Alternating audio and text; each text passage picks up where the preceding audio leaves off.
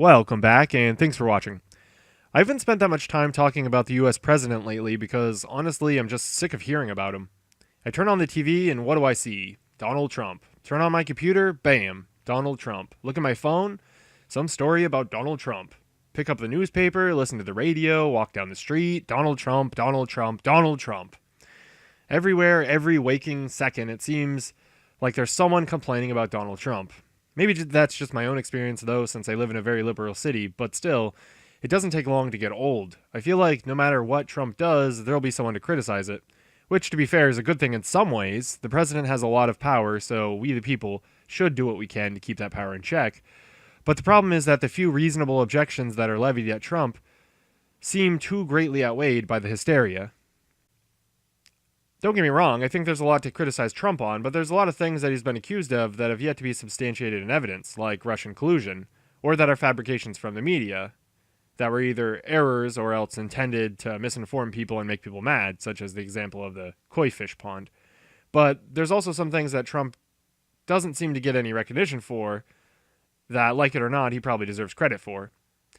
So how good or bad is Trump doing? Or, as a recent BBC article asks, is Trump winning? The article tries to make the case that Trump is concerned only with broad metrics that allow him to say he's keeping his campaign promises, which, for the most part, I agree with. The newest episode of South Park even made a joke about this. How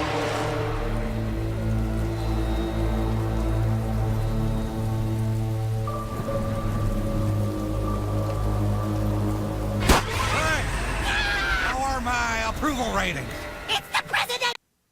But anyways, he's attempting to cut taxes that will, albeit only very slightly, help low-income families, while also cutting business taxes that might help incentivize U.S. investments that could lead to job growth and help make America more competitive in the global market as he promised, although I doubt it'll do much for job growth. He also implemented his travel ban, which has recently been upheld by the Supreme Court. He made cuts to the budget by cutting programs like Meals on Wheels, and at the same time, the stock market has been moving upwards. Of course, the stock market was already moving upwards, and stock market performance isn't the best indicator of economic performance. And whether it'll continue that way after all these new changes is yet to be seen. Trump's trickle-down economic policy has done little to help those who need help the most, but still, our slow economic growth has allowed Americans to have, on average, a slightly higher standard of living most years. I'll let Warren Buffett explain what I mean.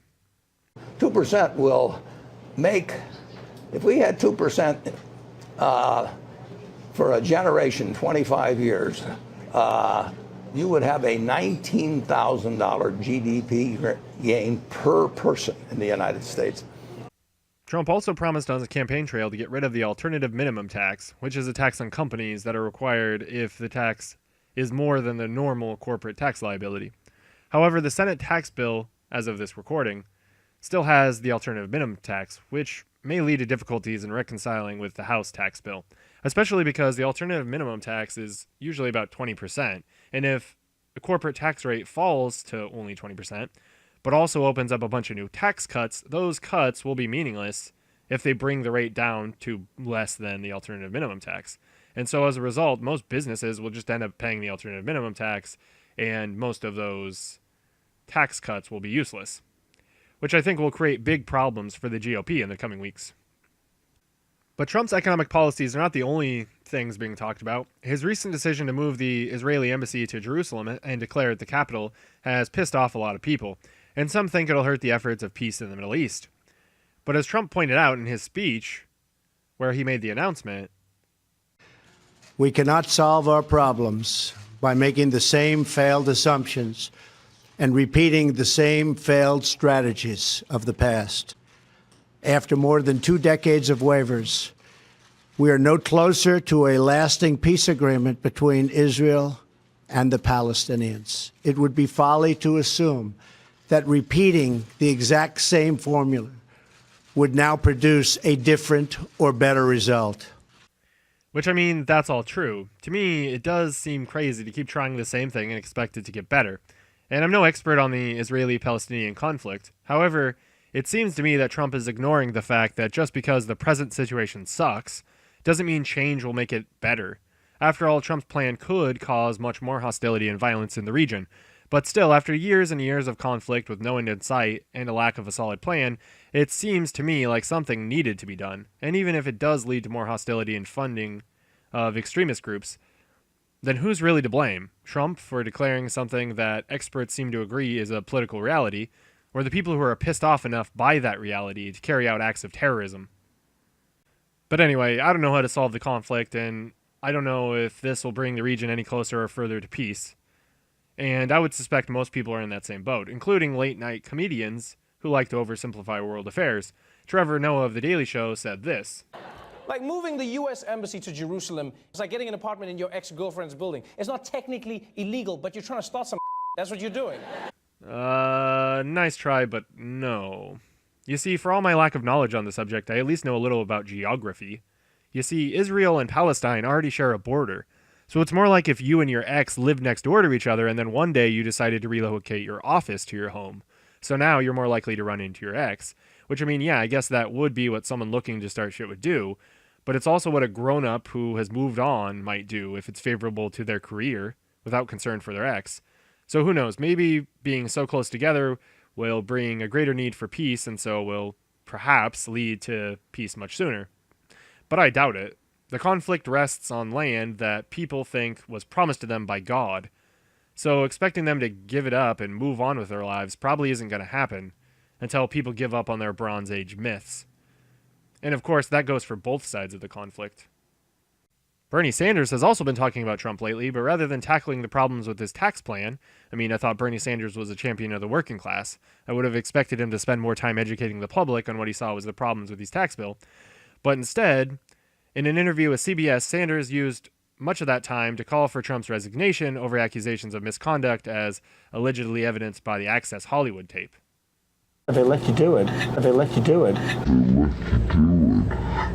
In all fairness, Bernie had been asked about Al Franken, and so was using that as a way to shine the spotlight on Trump, but still, wasting time on old news that almost everyone is already aware of and most people don't care about, rather than focusing on the ever-looming threat of the GOP tax bill, to me seems like a big waste of time and distraction from the fact that Bernie didn't have enough to say about the bill.